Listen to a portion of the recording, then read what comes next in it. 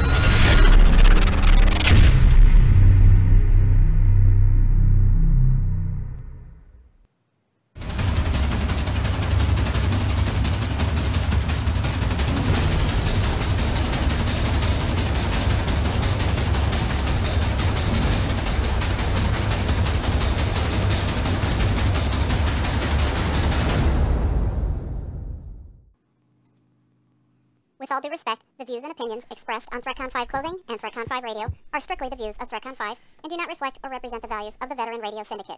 If you get offended by anything you hear on this show, please feel free to go fuck yourself. We thank you for listening. Hey everybody, welcome to Threatcon 5 Radio here on the Threatcon 5 Radio Facebook page, the Threatcon 5 Clothing Facebook page, the Threatcon 5 YouTube channel. I always forget that for some reason. I don't even know if anybody goes on there. I really don't. I should probably check it. I can check too. You know, it's kind of one of those things, though. You know, if you don't remember you have it, you don't really go and... It's kind of like my email. Yeah, me too. You know? I'll be like, hey, I sent you an email. You did? Oh, maybe you should have called me because I don't ever check my email. Anyway, so I am Bulldog, joined as always by my co-host and friend Judy over here with the glasses on, thinking she's fucking Tom Cruise. I'm not thinking I'm Tom Cruise. I'm better than him. Yeah, well, not hard. No, you got a point there. We had I'm joined much taller than him. We are joined by a whole bunch of people here tonight already, and I want to say hi to all of you before we get into our normal spiel, because I don't really want to forget to do that. So let's start off with saying hi to the people that have already checked in. Ronnie Brown, Felix Irving, Glenn Estes, Sean Estes, Richard Rogist, Justin Keeney. Ross Golden says, Judy's glasses brought to you by Safe Light Auto Glass. Yeah, right. Richard Rogis, Bill Gammon, Chad Beaupre, Dean Cerny, Amanda Glazier, Tom Indorf, Dean Cerny, Aaron Cottingham, Mickey Severson, Charles Kilgore, Donna Nicole Whitaker, John Bright. Listening while I'm moving. Well, you better make sure that I have your new address, otherwise you ain't ever going to get your damn Threatcon 5 clothing package. Christy Stones, David Ron. Ron. Listening while you're moving, too. Yeah. Ross Golden. Yeah, that's all I see right now. I see 37 shares already, so that's good. Liking that. I don't see a lot of hearts, and I see a whole bunch of likes. So we need to Adam, go over that again yeah. so everybody understands. You need to explain it again. Okay, so Facebook has changed their algorithms once again, okay? And they don't care about likes. If you want our show to be able to grow, you want to get us out there a little bit more, you got to do something else. You have to either give us a heart or a smile or a whoa or a tear or a mad face. Whoa. You have to drink if I say whoa. Chris Morial is here. I also see, I just saw somebody else there. Lee Colvin is here. All right, so, yeah, so hi everybody, glad to see you in here. So very happy that you're all here to join us on this Taco Tuesday evening. We are proudly brought to you by the good folks over at Beard BQ LLC, the Beard Barbecue Sauce. Many of you have tried it out, and I know that you are all feeling the same way we are about how great and wonderful that sauce is. Also, we're brought to you by the good folks over at Venomous Firearms. They are not only a firearms dealer, but they are a coffee dealer as well. Don Gay, they're my drug dealers. Don Gay, good to see you. And Honeycutt, good to see you. Yeah, so go over there. Bob Jordan. Yeah, so go over there, check them out, order some coffee. The Taste of Freedom is fucking wonderful. You get a little sip from that coffee, and I swear to God, you'll be prepared to fight ISIS all on your own. At your front doorstep. Yeah. Yeah, so that's that. Bacon in it. You also may notice a new little logo down there at the bottom of the screen. It's like, it's underneath Judy. You might see the MHR, Mike Harmon Racing. What is that? Mike Harmon Racing, the number 74 team on the Xfinity Series in NASCAR, where Threatcon 5 Clothing is proudly sponsoring that car and doing their fan shirts and crew shirts. Yes, I'm so excited. So pretty soon you'll be able to get some of that. Now, I will say the unspoken sponsor of the show, Threatcon 5 Clothing, has got another release today. We have the red shirt is back, so I know. I saw that. I'm super excited about that. Yeah, and not only do we have the red shirt, you know, it's available in men's, women's, and children, but we also did this time a unisex lightweight hoodie. Nice. T-shirt. It's one of those. That's way cool. Yeah, it's basically a T-shirt, and it's super comfortable. It's a tri-blend. It's kind of an expensive thing, I must say. Hate to say it, but you know, it's definitely worth it. But anyway, so that's that. Casey Edwards is here. Good to see you, Casey.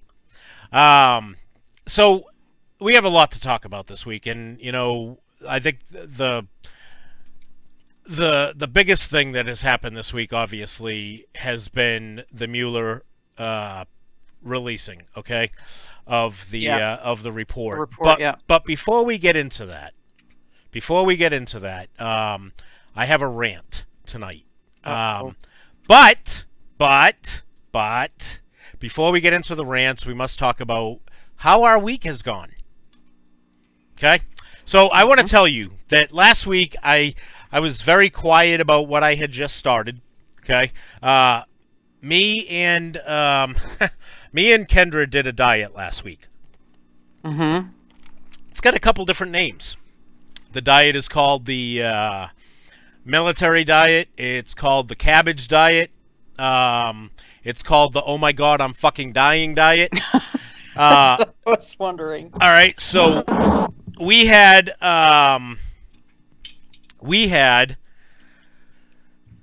cabbage soup, okay?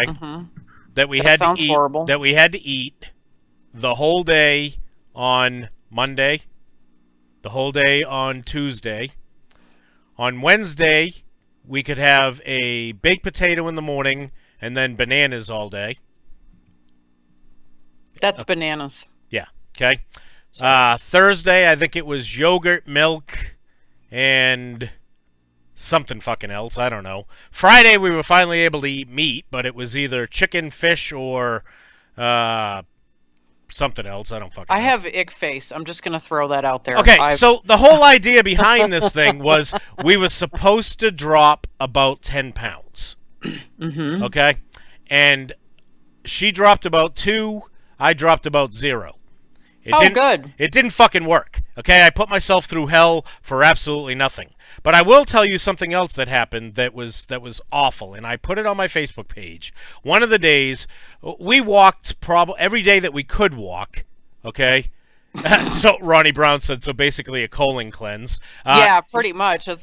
Don't they call that colon blow? Yeah, pretty much. Pretty much a colon cleanse. People are posting barfy smileys. I'm right there with you, ladies. Hey, I'm with you. I'm with you, okay? So every day we walked. We walked about 3 miles or so. We got a good walk in. Well, one day that we went was, I think it was Wednesday. Okay, and I ate shit bigger than I can't even tell you, Judy. I ate shit so bad it wasn't even funny. We were walking down a hill, okay? Uh-huh. And I guess we hit. And you biffed it. We hit some loose sand or something on the hill. Oh shit! And just out of nowhere, whoosh, bam! Right? I got a hole in my knee. You can't see it much anymore. Oh. You can't see it much anymore. But if you see right here on my hand, not so much here or here. No, seriously, you could still see the bruising. Okay, I can't because we're delayed. So. I know. Well, you will though. Okay, so it's all yellow and bruised in there. I got a hole in my knee. Ooh. Oh, that's lovely. Yeah, right. I cannot remember as a child falling, skinning my knee, or handing, falling on your hand to the point where it left bruising. That goes to show how old you are. You're getting up there in age. Yeah, now that you mention it, I mean, I took some rough and tumbles. I broke my fucking nose playing what we affectionately called Smear the Queer. But I got to the goal line, damn it. I dragged that fucker with me. Yeah, Judy, I can honestly say that, as embarrassing as it was, it hurt. Oh, I'm sure. And it was at the beginning of the walk. Oh, great. So it was at the beginning of the walk. 0.2 miles in. Yay us. Yeah, I bit it. I bit it bad. So anyway, so that's that, right? Well, Bob Jordan says, was that a hand or a catcher's mitt? Hey, sorry, I got big hands. So that was the mini earthquake I felt the other day. Okay, Don Gay. All right. Anyway, so Saturday night we got out. We took the boy Joe out to the mountain. We let him go skiing. Well, me and Kendra weren't going to be doing any skiing or snowboarding, so we spent the time in the bar. Judy, I literally had to give the sweatshirt off my back. How so? I got coined. Oh, bulldog! I got coined, and I did not have a coin on me. Okay? So, the dude fucking coins me. He goes, "Hey, I don't want a drink. I want your sweatshirt." Ah, nice. I was wearing the Freedom hoodie, and Nice. yeah, he walked home with my Freedom sweatshirt. You know, that's cool. Okay, you know, now somebody will be wearing it out and about that didn't have one, so that's pretty cool. But Judy, it was fucking cold. Okay, I'm sure. The drive home was not comfortable. It's still winter in your area. Yeah. So needless to say, I have my Vice Chief of Staff coin now in my wallet. Stupid. Damn it. Yeah. So that was that. That's awesome. Yeah, I couldn't believe I got coined. Hey, I Cal mean, Klein just joined us. Good to see you, Cal. good to see you. Yeah, I could not Fucking believe I got troublemaker. coined. I didn't even, you know, that's not a thing that as a veteran you think is going to happen to you. You know, being out you're at a right. bar, Absolutely not. you think you're going to get coined. But, oh, yeah, he coined me. He coined me. Good guy. Real good guy. Marine. He you know, we talked a lot of things. You know, he's wanting to get involved in the stuff that we do, you know, trying to, you know, get out there and help people and, you know, So try to make a difference as a veteran. So I thought that was really cool. Then Sunday comes. Okay. Saturday I got into an argument on Facebook. Surprise, surprise, right? Well, no way. You get into it with people on Facebook? Well, That's look a shocker. I do, but I don't. Okay, I don't get into the normal freaking shit on Facebook, but I do call out politicians for the stupid shit that they do. All right, here in New Hampshire, the governor decided to do what he called the sleep out, where he was going to sleep on a corner in order to promote youth homelessness. And I said in my post, really? So you think the way to help the homelessness is to go out there and sleep with them? I caught a little bit of shit. A couple of people said some things. How's that going to fix anything? But for the most part, people understood where I was going with this, okay? Okay. Now, I'll applaud the governor for going out there and, you know, thinking he's doing something. But the next day I was told they raised $330,000. And this was the third year that they've done this. So let's say they've raised $330,000 every year that they've done it. That's almost $1 million. Okay? Now let's take away this year's 330 because you can't count that towards wanting to raise it for this year, right? So let's say they have $660,000 and they're still doing the sleep out. You know what that tells me? Huh. They're not allocating the funds correctly. Otherwise, there wouldn't be a youth homeless problem. Well, I don't know. No, Jude, you can't. You can't say that. There are tons of homeless shelters. There are tons of veteran programs in the city of Manchester in which could use the money to better their facilities. All right, so there are assets there. They don't allocate the money properly. So, needless to say, that was my week in a nutshell. Okay, and I'm going to kind of get into that with the rant that I'm getting in, that I want to go into. So before we do that, how was your week? It was, I don't know, kind of uneventful. It's, you know, things are a little rough for me lately, so I've been trying to focus on what I need to focus on to push through and, you know, get through this rough patch. I Ubered Saturday night. It was a little slow, unfortunately. I still made a little bit of money, but, you know, it's $100 I didn't have before I started. Sure, there you go. So that was fun. I did have one girl who, it was a couple, and I was, you know, they were like, yeah, we're done drinking, and it was about 1 o'clock in the morning. So I don't know how familiar you guys are with Uber GPS, but it's fucking useless. And I have my Waze attached to it. So when I tell Uber to navigate for me, it tells Waze what to do. And the directions for this place, just it wanted me to turn right, and the girl was like, I don't know why it wants you to turn right here. The next road is easier, or something like that. And then we're driving towards the next road, and she's like, or you could go straight. And I go, well, which one's better? She goes, whatever you want. Well, this happened during 3 intersections. Mm-hmm. The third intersection, we get through the intersection, and I'm driving up the road, and I realize that we're driving towards an electrical station for the Tennessee Valley Authority. Okay. So we're not exactly where we're supposed to be because this dead-end road's right at the TVA location. So Okay. I turned around, and the husband is... Cy said, I Ubered. Sounds really dirty. The husband says, he says, wow, where did you take us? And I thought he was talking to her. He was talking to me. And I'm like, she told me to stay straight or whatever, you know. So she goes, no, it's fine. It's okay. Shh. Like she thinks she's talking under her breath, but she's drunk, so she's not. So I get turned around and I said, I'll tell you what, because they wanted to go to McDonald's before I dropped them off. I said, I'll tell you what, I will get you close to your house and then you tell me where McDonald's is from there. She's like, okay, deal. They both passed out in my car. Oh, nice. So, but it was just funny. Like she kept going, oh, you could go right or go straight, whatever you want. And I thought this girl was legitimately giving me directions. Yep. Apparently, that's what she does when she's drunk. So Yep. I will never do that again. Yeah, follow the freaking navigator. Yeah, well... Follow the navigator. Because Cy was fucking me up. Cy is right. That's how horror movies start. Oh, yeah. Yeah. Dead end road. Absolutely. Oh, no, I stopped before we got to the dangerous part. Hey, so I want to... I want to... It's a... No, wait.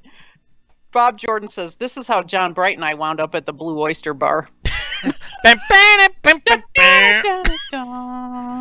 No, I just wanted to say that I wanted to do something real quick. You know, I see that our buddies from BV Nation Radio are in here, so I figured I'd do something that they obviously aren't doing. Hey, go to Threatcon 5 Clothing and get yourself a Backwoods Veterans T-shirt or hoodie so that they can, you know, get help with their radio show and the things they do for veterans up in the Oregon area. Okay, go do that. Use Judy, whatever the fuck our code is. 2019. Yeah, and save yourself 10%. Yeah. If you're a new customer, you can use new and save 20. Anyway. Yeah. Okay, yeah, you got a good point. Females and directions, really, I should have. Yeah. Yeah, you got to follow the navigator. That's just. Well, the navigator was being fucking stupid Saturday night and taking me in really. Okay, so I pull out of this little townhome complex, and the GPS is telling me to turn right. So I go right. It tells me to go like a quarter of a mile up the road, pull into this residential area, and bust a fucking U-turn and turn left.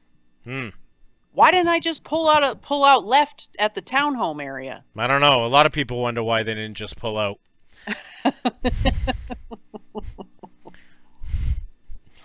So that was about your week, huh? Yeah. And I went for a hike yesterday, but I didn't eat it when I was hiking. Well, there you go.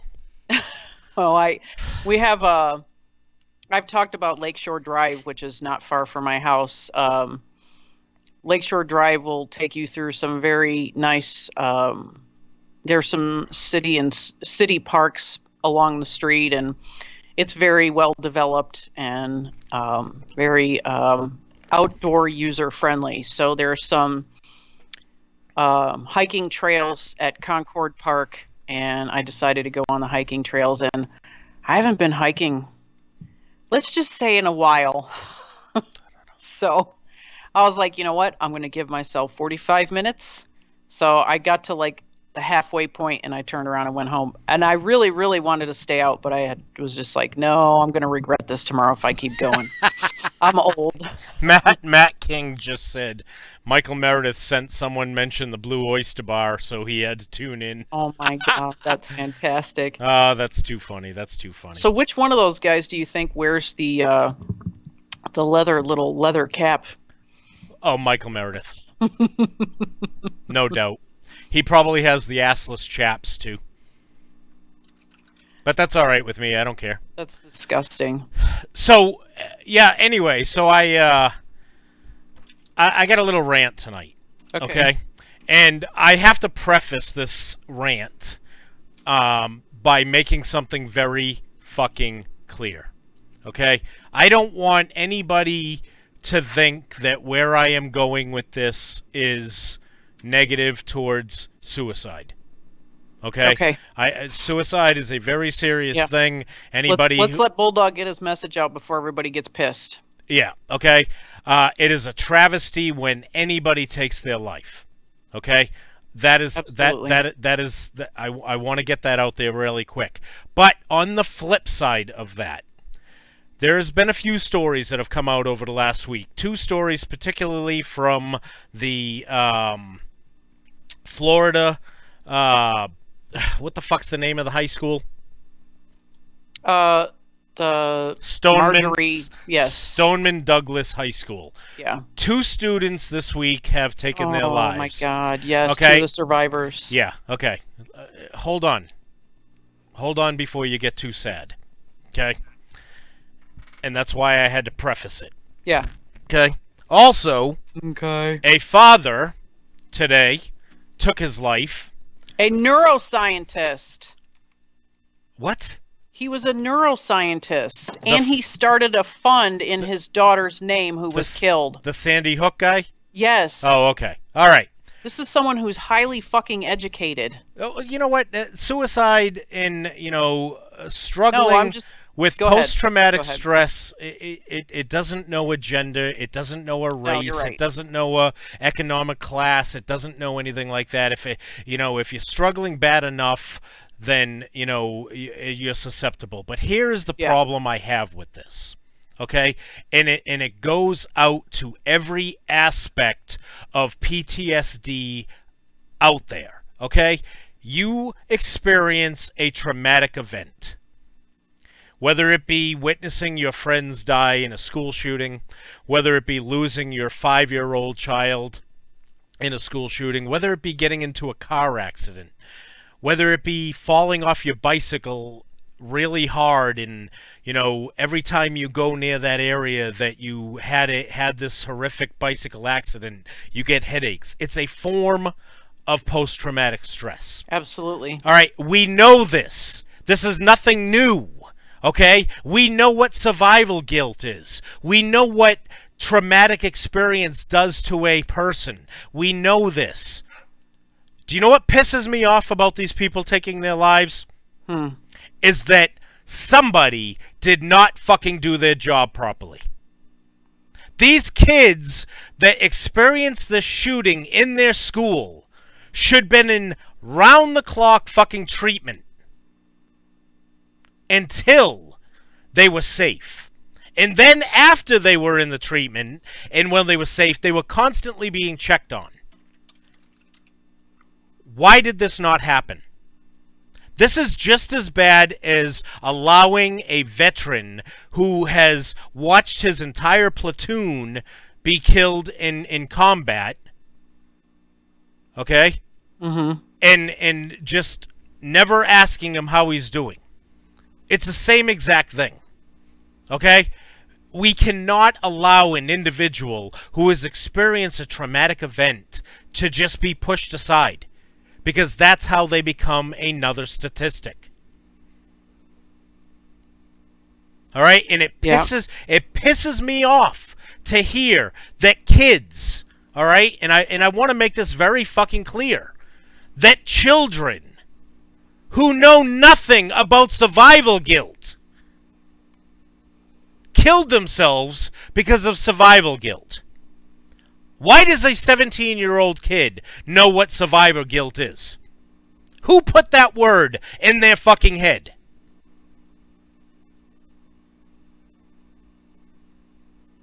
I'm not going to argue with you on that one, Ed. The system failed horrendously. No, Judy, listen to the words. I understand what you mean. That is not survivor's guilt. Because you survived a school shooting and your friend died, you should not have survivor's guilt. You saved your own life by getting out of there, or whatever action was taken to prevent you also being killed. You were not in a combat environment in which there was no way out of the situation. That's what I'm talking about. So who fed the words survival guilt into a kid to make them think that they needed to take their lives because they felt guilty for surviving on that day? That's unsatisfactory for any counselor, for any parent to have done that to a child. You celebrate the life that you have every single day and celebrate the fact that you were not killed on that tragic day by remembering the young men and women that perished in an unnecessary and heinous crime. But no, somebody failed them. Somebody led them down the wrong path. Who it is deserves to be punished. And it's disgusting. All right? Amanda Glazer's right. The mental health care in this country is seriously lacking. We don't have people that actually want to do their fucking jobs. You know, what is it get them in the seat, let them talk about their childhood, and then kick them out?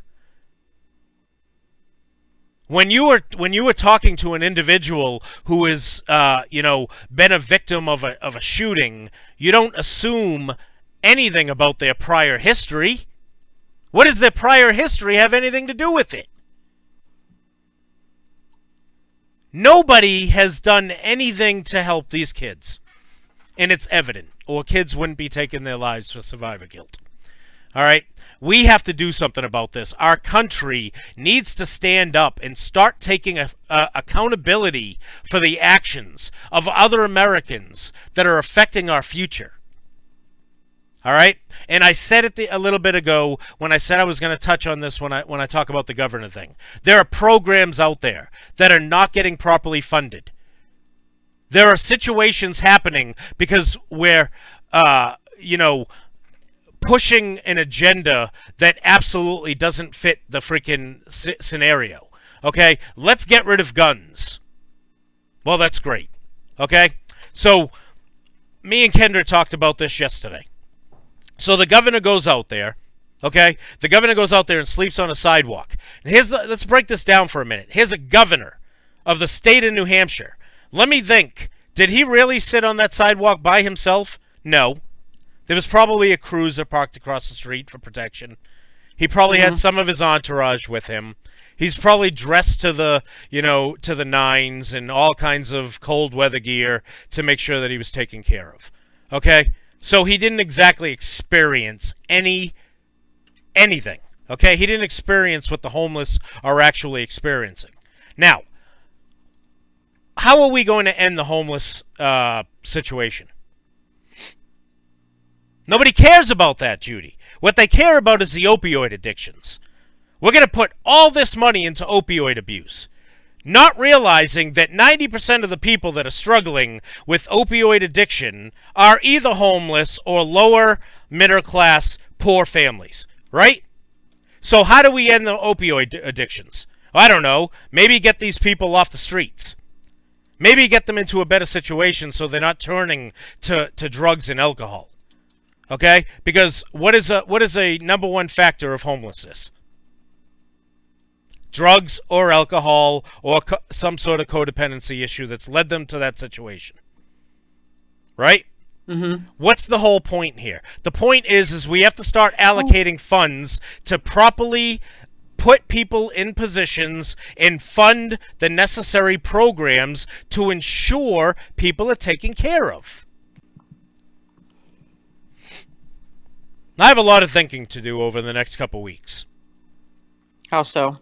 Because I saw today that Steve Negron, the Republican candidate that lost in 2018 to Annie Kuster, has decided that he wants to run against Annie Kuster again in 2020. Well, the guy is a moron. No, I'm sorry, I don't know him, but Annie Kuster is extremely beatable. All we need is a good candidate, and she would be out of office.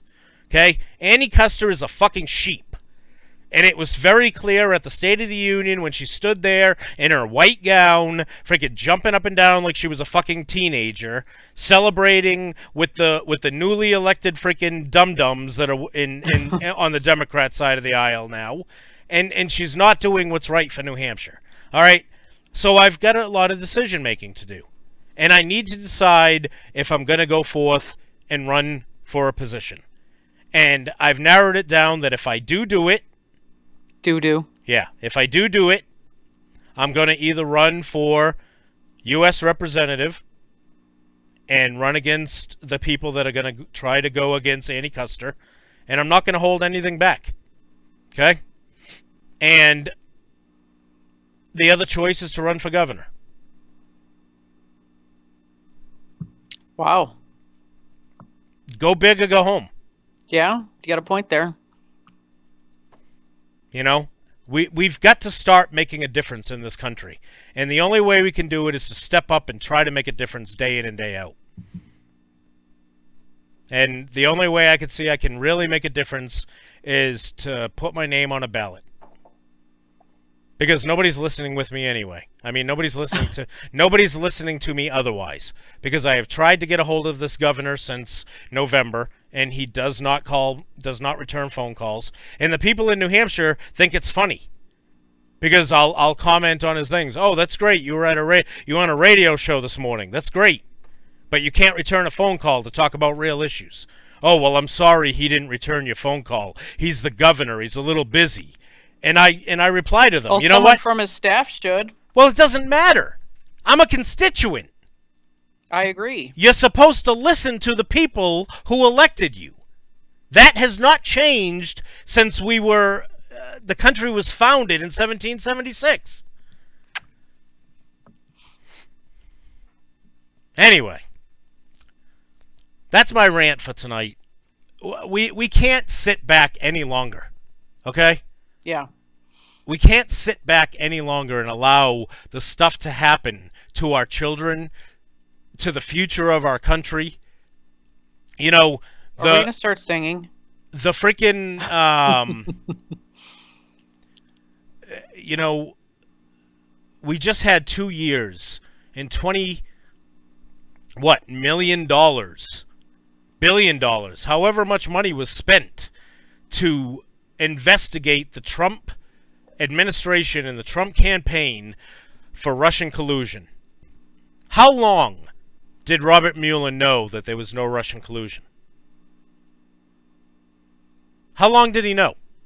All right, in 2 years, the only arrests and indictments made were for things other than Russian collusion. Mm-hmm. There was no collusion. There was no corruption. And now the people in this country have to find a new reason to hate President Trump. But you know what's going to happen, Judy? All these people are going to find another reason to try to hate the president, rather than realize that the people that they've been standing by lied to them.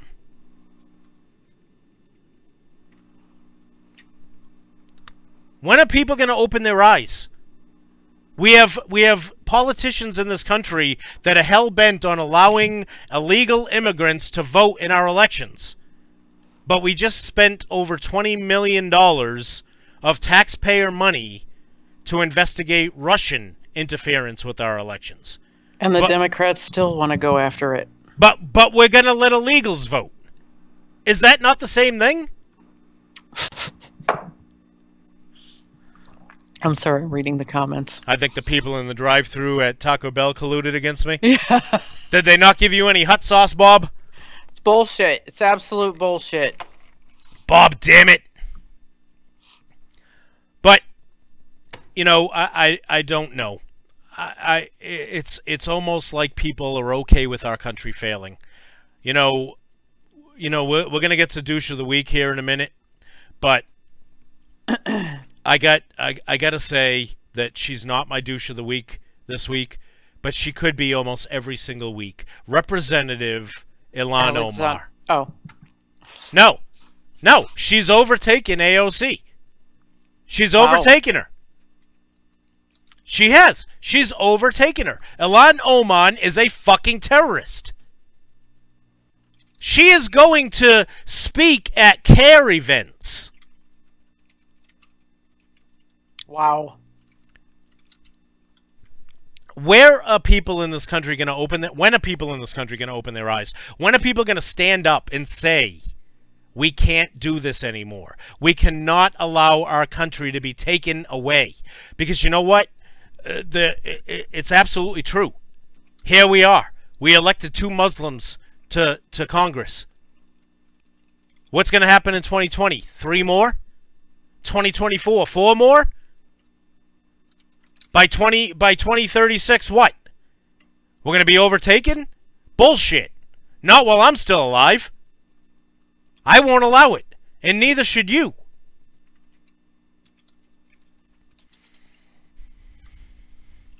Got anything you want to say about this? No, I'm just listening along. I don't necessarily disagree. I just have nothing to add. I mean, it's so hard to see. And I had to say this weekend. And I hate to have to say this. You know, most of the people in here are in the same boat as I am. So I'm not saying this to pat myself on the back by any means. Okay, but Judy, I served this country for 22 years. And right now, I'm not proud of it.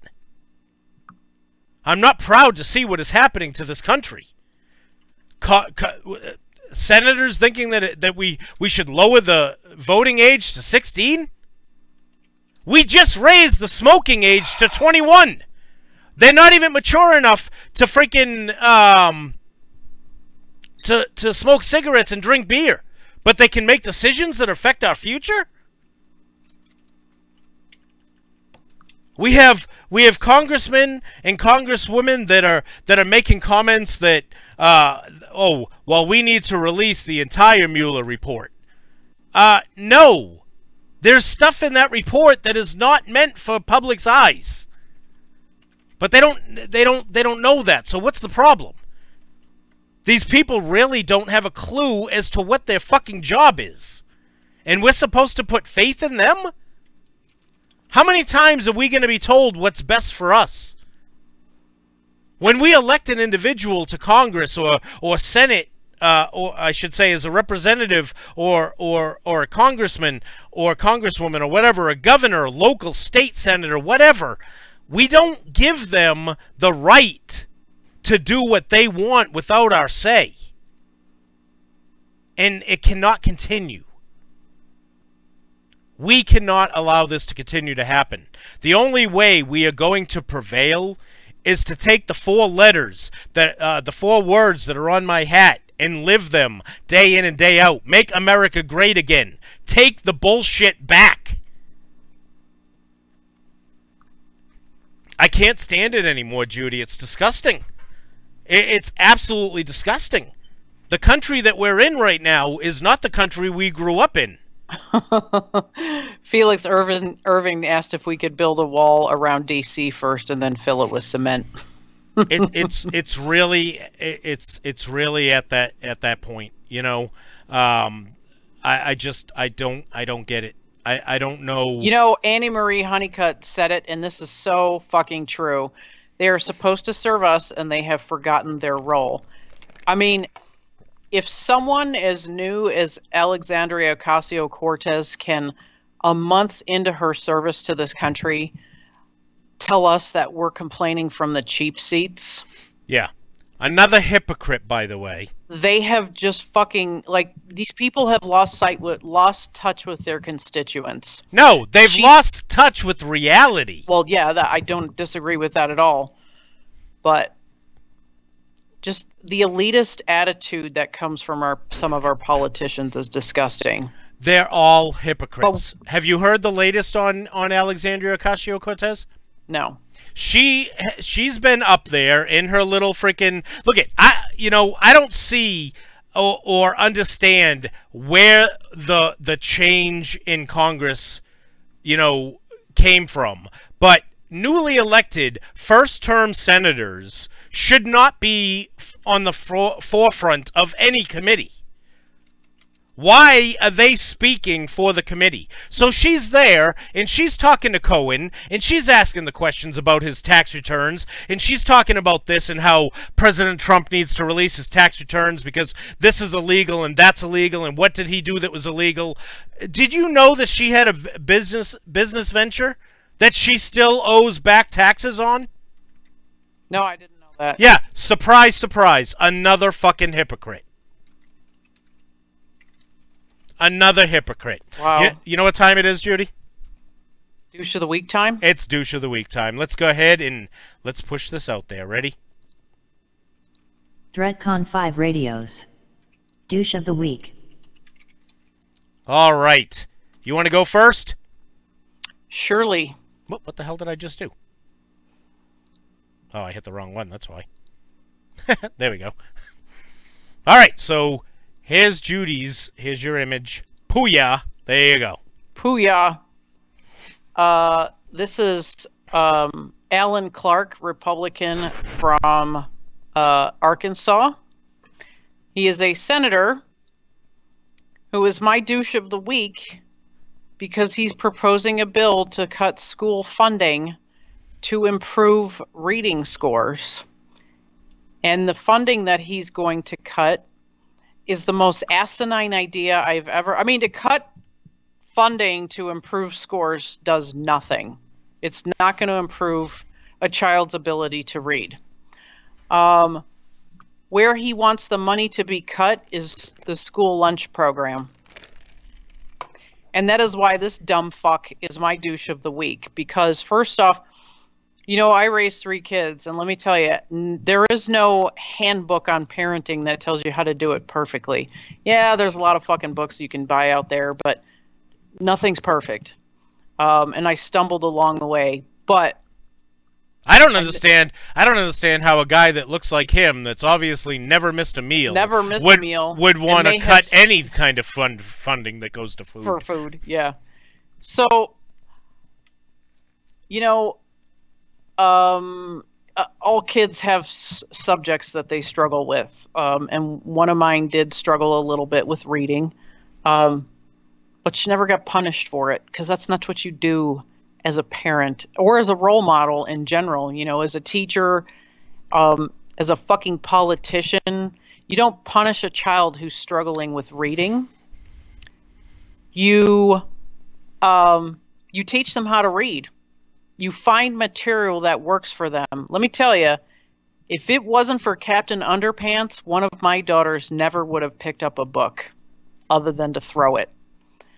So you find material that works for these kids. And here's my biggest problem with this, because my kids told me some stories about other kids where when you're talking about kids who are on the school lunch program, or the school, they call it the school lunch program still, but children are entitled to get breakfast and lunch at the schools if they're on the program, which means they're getting 2 meals a day at the school that are low cost. And this asshole wants to cut the funding. Here's what makes me sick about this. Apparently, this guy is so out of touch with his constituents, he doesn't realize that if it weren't for the school lunch program, some of these kids wouldn't eat at all. And I know that because my kids have told me about those kids. They went to school with those kids. You know, every single one of us, probably, if you've raised kids, your kids probably went to school with someone who wasn't going to eat if it wasn't for the school meal program. You do not punish your children for the lack of ability to succeed in school. You fucking teach them how to read. You find material that helps them succeed.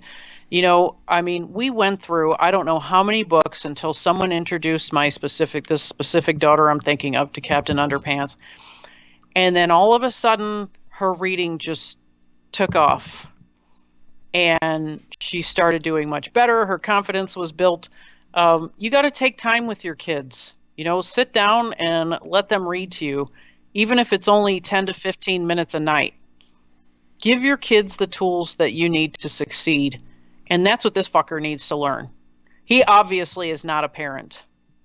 There's one woman in this news story that I found about this stupid senator. She's got 4 kids that are on the school lunch program, and one of them is very much struggling with the reading and is behind on the milestones that she needs to be on for her certain level in her grade.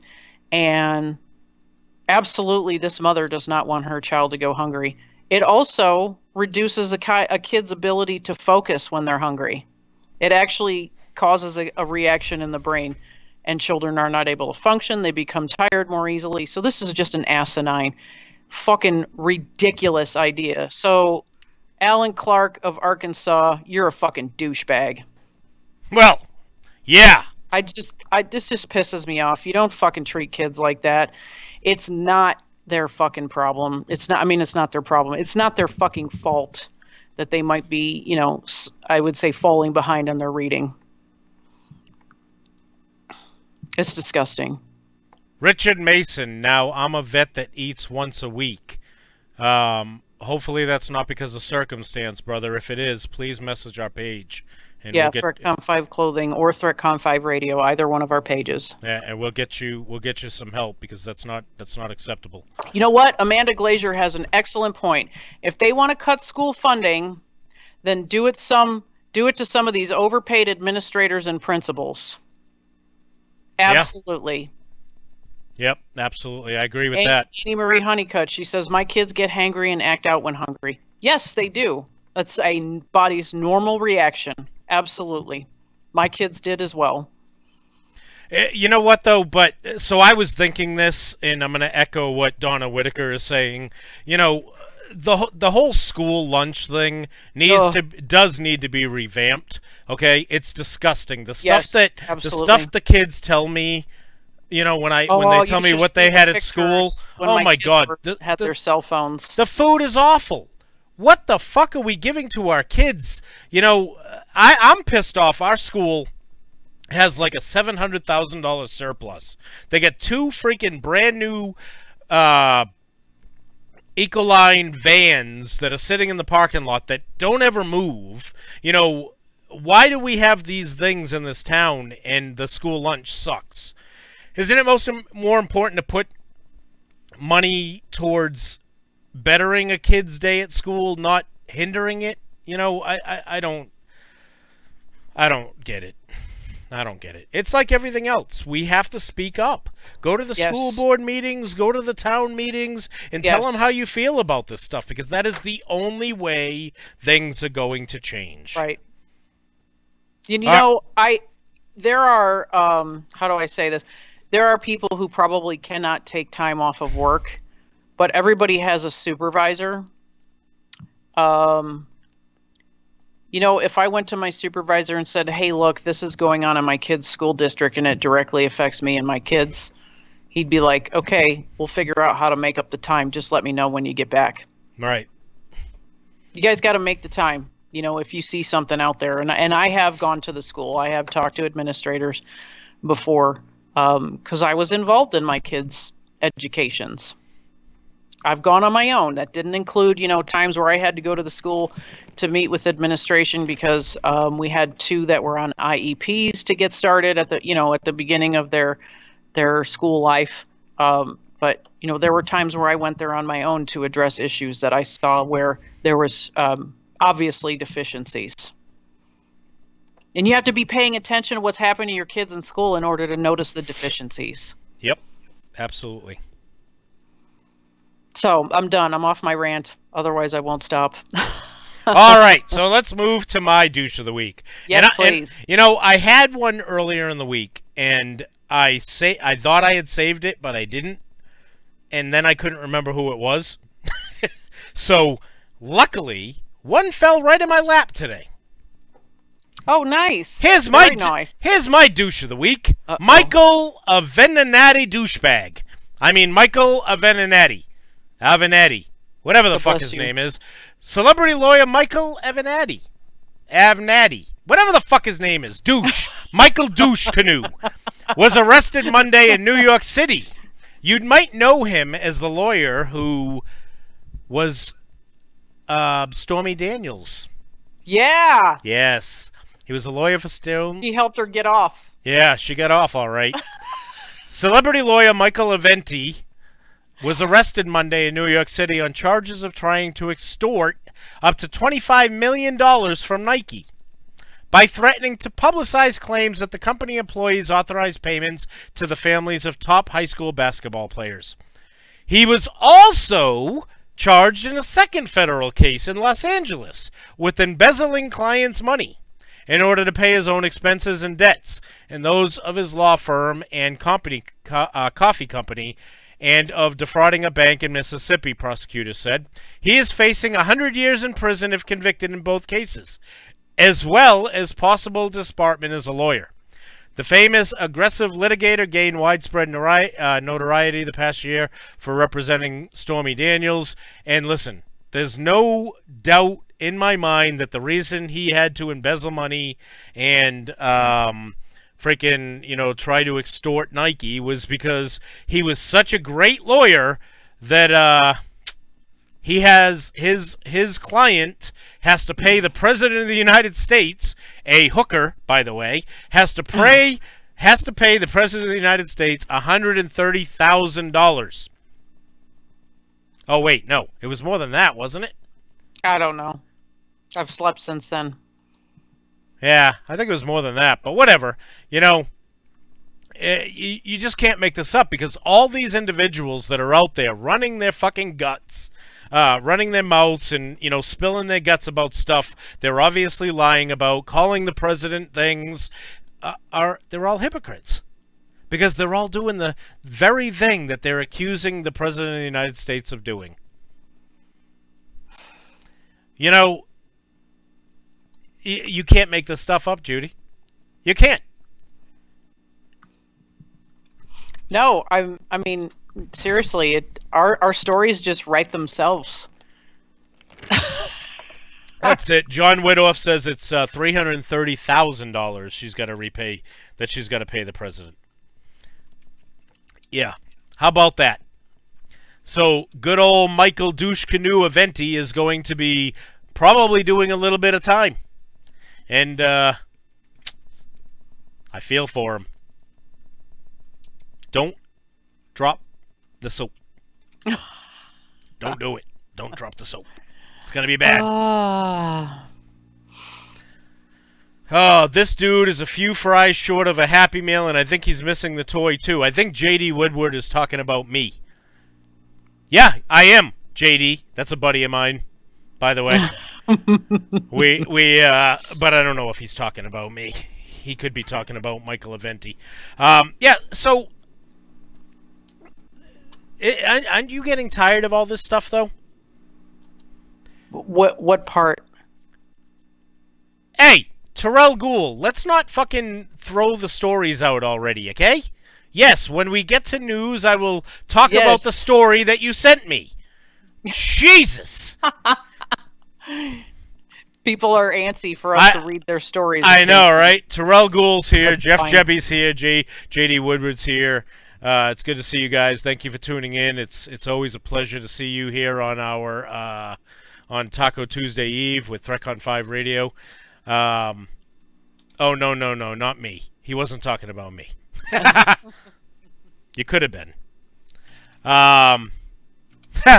Tony Tolley said, hell, that describes half of us here. Be more specific. That's good. That's good. That is awesome. That is awesome. It's awesome. It's fucking awesome. All right. So now you know what time it is? What time is it? What time is it, Mr. Clock? It's time for this week's... Whoa. Whoa. Whoa. I just remembered something. Did we spit out the freaking if I say whoa and you say, and if you snort, they have to drink? You know, I think we... Oh, yeah, it's at the beginning of the show. It scrolls down the bottom of the show. But somebody probably ended somebody's school lunch, and these fuckers can't read. So it's time. Yeah, if Judy snorts, you have to drink. If I say whoa, You have to Bulldog drink. says, "Whoa." Whoa. Like All right. just there twice. Whoa. All right, Whoa. Judy. Judy. Yeah. Judy. Yeah, both. Are you ready to do our top, not top 10? Not so top 10. Yeah. Where the hell is it? Surely. Oh, there it is. All right. Why don't you go ahead? You want me to start? You start. Who starts? Yeah, you.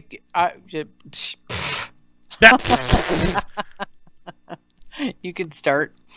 I can't even find the fucking list. Do you need me to send it to you again? No, I have it.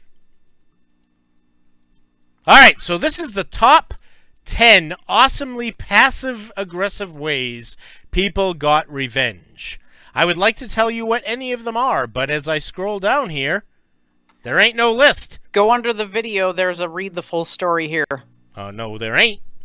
Yeah, there is. No, there ain't. Don't tell me what I can see on my fucking screen. Jesus. Oh, I snorted. All right. There it is. Everybody. There it is. All right, so this list started at number 10. Yes. All right, let me get rid of this stupid fucking dog ad on the side of the freaking thing. Ads are so effing annoying, and they're getting creepy. Like, how do you know I needed that? Creepy. Yeah, right? You know, me and... Hemorrhoid cream. I just started having them today. No, I'm kidding. I went and bought a new car for Kendra, a freaking Jeep Compass, and I've seen Jeep Compass ads everywhere. Of course. Why not? All right, so number 10. In 2007, King Abdullah of Saudi Arabia was due to visit the United Kingdom for a royal engagement with the Queen Elizabeth with Queen Elizabeth II. However, as the leader of the country, where torture is rife, human rights are routinely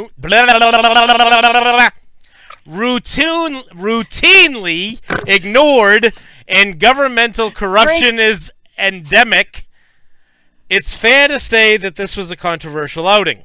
On arriving to meet the Queen, it's long-established tradition that every monarch is greeted with a performance by the British Welsh Guards. However, despite not wanting to perform for such a character, they didn't want to break years of protocol.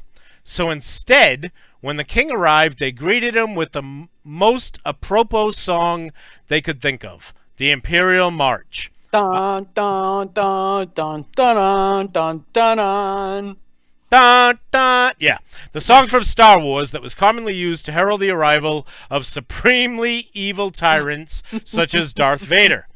It's not known whether the king understood what was being played to him, but it's easy to spot the people in the video we linked who are trying their best to keep a straight face whilst royal protocol trashes a guy's reputation in the eyes of the world. Oh, I fucking love that. Could you? I really wish I could have been there for that. That is pretty good. Number 9. Arnold Schwarzenegger makes a sweary poem. And I will read the letter to you in a second. That is the poem.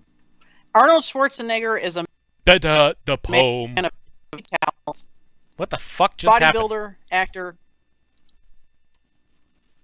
What? I don't know. You're like freezing. Oh, of course, because my internet sucks ass.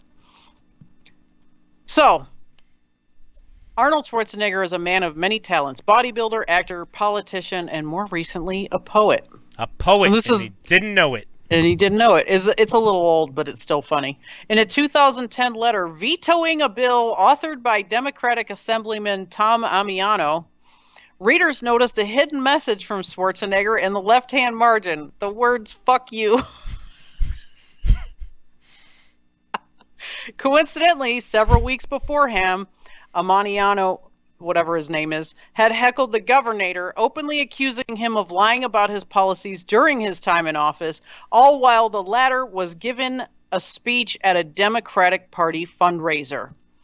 When the message was revealed, Arnold suggested that the whole thing was just a coincidence and that "when do you see him with so many vetoes, something like this is bound to happen," he said knowingly with a wink. And here reads the letter. To the members of the California State Assembly, I am returning Assembly Bill 1176 without my signature. For some time below... Say that again? Starts with F. That sentence starts with F. For some time now, I have lamented the fact that major issues are overlooked while many unnecessary bills come The next to me sentence starts with you. I mean, the next line. for consideration. Water reform, prison reform, and health care are major issues my administration has brought to the table, but the legislature just kicks the can down the alley. That would Yet be another 4 unnecessary care kicks. Yet another legislative year has come and gone without the major reforms Californians overwhelmingly deserve. In light of this, and after careful reconsideration, I believe it is unnecessary to sign this measure at this time. Sincerely, Arnold Schwarzenegger. And of course, in the margins, the words, fuck you. You know, it actually says, I fuck yous.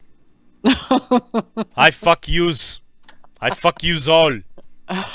So you come over here and try to give me this stupid bill, and I'm going to make sure that I veto it. And there's going to be a subliminal message down the corner. That you motherfuckers won't understand. Just for you. Oh, all right. So, number 8.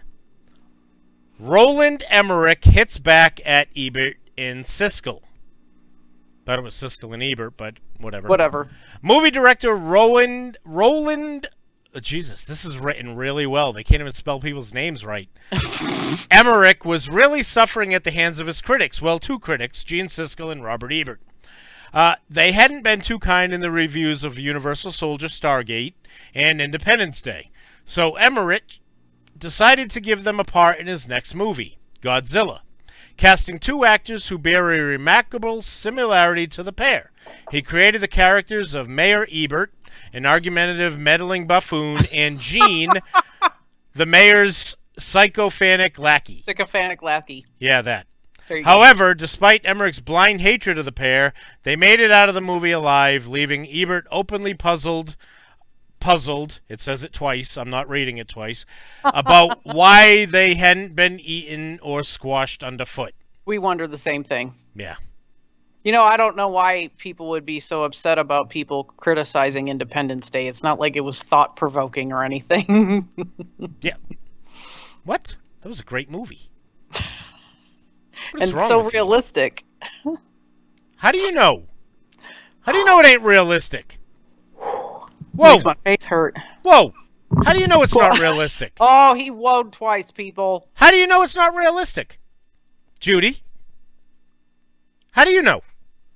Have you ever had to deal with space aliens? I live in the real world. Have you ever had to deal with aliens? No, I have not. How do you know there's not some grand scheme out there and all these new planets that they have found in our solar system in which one of these people are going to come and take us over? Huh? How do you know? How do you know Nancy Pelosi is not an alien? Now that we don't know. So don't say it's not realistic, because you don't know. You got a point there. All right. Number 7. Lord Byron buys a bear. Haha. There's another story behind this, too, you know. In 1805, Lord Byron was starting his first year at the prestigious Cambridge Trinity College and requested to the administration that he be able to bring his dog to live with him. On receiving the request, the college flat out denied it, citing a rule which prohibited dogs on campus. As a result, Byron then went out and did what many of us would do when faced with such a petty, obstructive rule. Buy a freaking bear. Fucking right. On returning to the college, he was asked to kindly get the animal off the premises. Byron agreed to do so as soon as the college showed him the rule which prohibited bears from living on campus. As they couldn't, the bear stayed with Byron all throughout his studies. Yep, and if you're a hockey fan, that is why Byron Dafoe used to wear the bear and Lord Byron on his Boston Bruins helmet No shit. when he was the goalie. That's really fucking cool. Yep. It is. You like that, don't you? I do. I All like right. the next one that you have. This is one of my faves. Number 6. George Lucas sells his land to charity. George Lucas is one of the people who needs no introduction. After all, he's responsible for a couple famous films, some of which you might have heard of, including Star Wars, Indiana Jones, and E.T. For 25 years, Lucas has been attempting to build a special effects workshop on his property in Marin County, California, which would revitalize the area and create hundreds of high-paying jobs. But he was thwarted by his rich neighbors at every turn, all out of fear that such a development would bring ruinous traffic to the area and cause so much light pollution that their dark, starry nights would be destroyed. And that is an actual quote, by the way. It is an actual quote. I love that. So in 2012, Lucas dropped those plans and immediately announced that he sold the land to the Marin Community Foundation. Also, they could finally build some much-needed low-income housing. Yeah. Predictably, Lucas' neighbors went crazy over that decision, but there was a little they could do to stop it. That's great. That is great. I love that. I was going to do something really awesome with it, but fuck you, stodgy people. I'll do something even awesomer. Awesomer. Yeah, that's a word. Fuck it. Go with it. Number 5, Michael Crichton gets personal. I think I'm saying his name correct. I've had quite a bit of alcohol right now, so I think it's Crichton. In 2004, author Michael Crichton published State of Fear, a science fiction work about global warming and environmental terrorism. However, while it provided to be a bestseller amongst the general public, it was heavily criticized by the scientific community for distorting evidence for global warming. God bless, Bulldog. Neither one of us can speak tonight. I should drink more. One such critic was Michael Crowley, Mr. Crowley, who in an analysis of Crichton's work, accused Crichton of being a negative influence on the discussion of global warming and contributing to an increasingly hostile attitude toward scientists who supported the idea of the phenomenon. Oh. So Crichton wasn't too happy about the critique, and he made his displeasure quite obvious in his next work, confusingly titled Next. In several chapters, it features a character named Mick Crowley, who is on trial for successfully raping a 2-year-old child despite having a woefully small penis. The rape part isn't funny, but the penis part is. We'd like to make it absolutely clear. That's a child. That's a part of the book. We aren't joking or making any of that up. You can even read the extract in question if you Google it, I'm sure. Oh wait, number 4 is actually, that's yours. Go. This one's great. I hate these fucking people. Alrighty, number 4. House gets colorful paint job. The Westboro Baptist Church has rightfully earned the reputation of being a horrible organization populated by horrible people. Spearheaded by Fred Phelps, the church is vehemently homophobic, being responsible for the sadly famous God Hates Fags sign, which are proudly displayed by the group at funerals of military personnel, gay people, and just about anybody else who isn't them.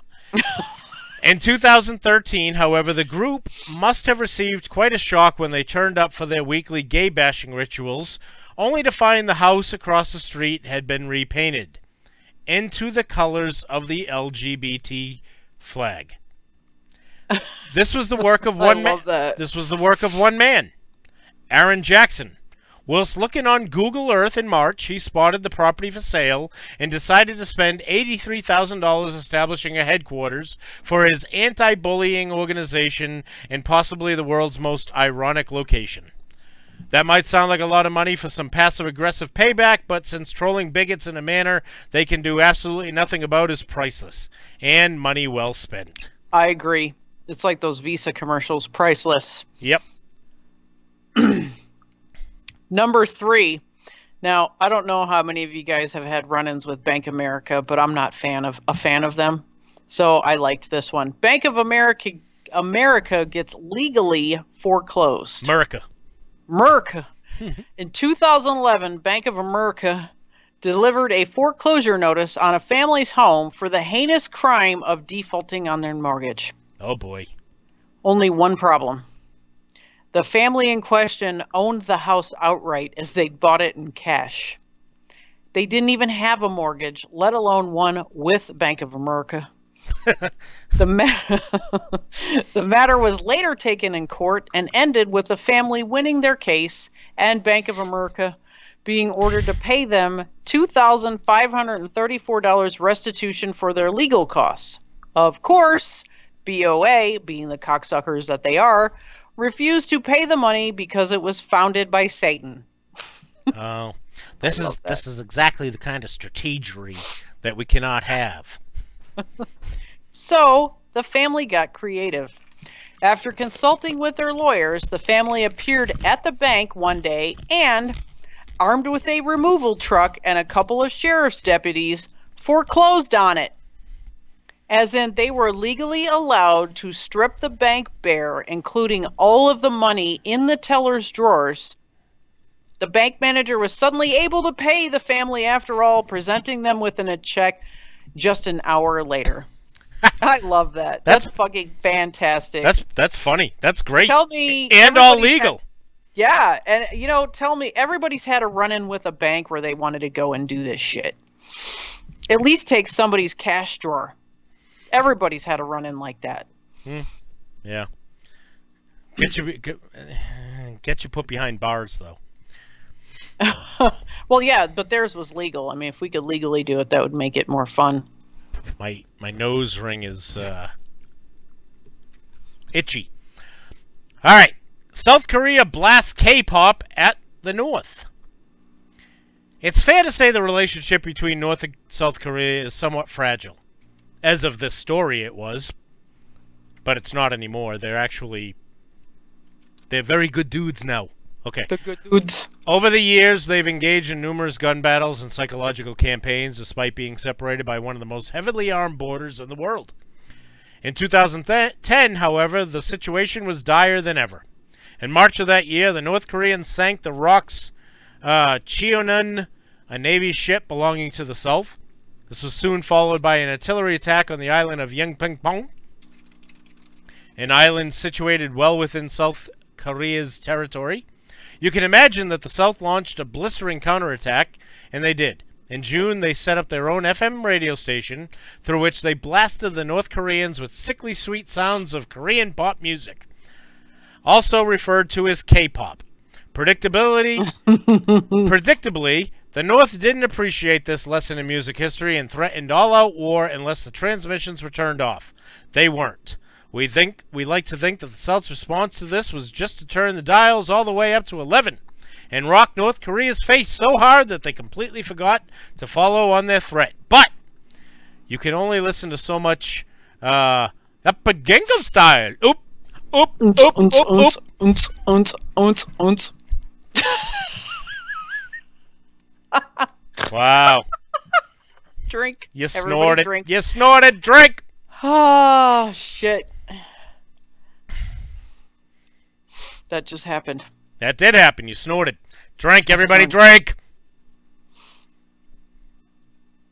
Now that would be your turn. Okay. Number 1. Frank Urban said, a check? Oh, I can write you a check. I thought you wanted money. Gustav Klimt bears some painted flesh. Oh, boy. Gustav Klimt is the master painter responsible for renowned works such as The Kiss and Edelblockbauer 1. He specialized in drawings of... I'm sorry, I'm trying to read that. I really need to start wearing my glasses on the air. He specialized in drawings of the female form, a.k.a. mass nudity. Oh, yes. Oh, my God. Whoa. So it's strange that after being commissioned by the University of Vienna to paint human representations of philosophy, jurisprudence, and medicine, Each design was refused on the grounds that it was pornographic. Like the school didn't know what they were getting themselves into. Unwilling to appeal to the conservative masses any longer, he painted Nuda Veritas in response, which depicts a young naked woman holding a mirror to the face of the viewer.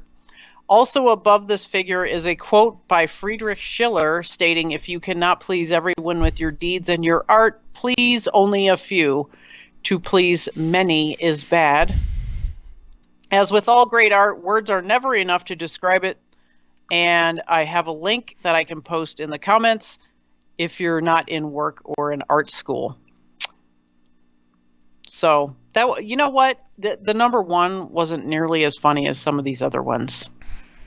I think the Westboro Baptist Church was yes, definitely the best. that should be number one. Yes, was definitely the best. We hate Westboro Baptist Church. So David Ron, aka Uncle Si, says, "Can we all agree that Avengers Endgame should be good?" No.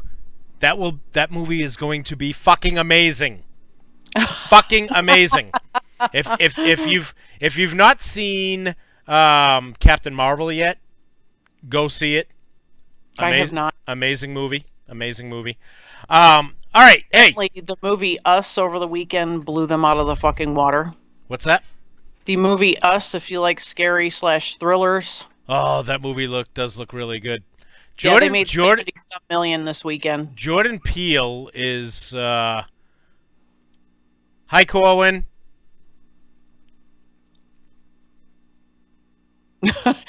Cy says number one wasn't as funny as the comments. Yeah. Corwin says hi, Uncle Bulldog and Aunt Judy.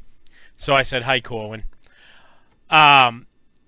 So T's a lot of people gave up on The Walking Dead when some of them quit when Glenn and Abraham were killed. Some of them quit when the whole story of Rick not coming back.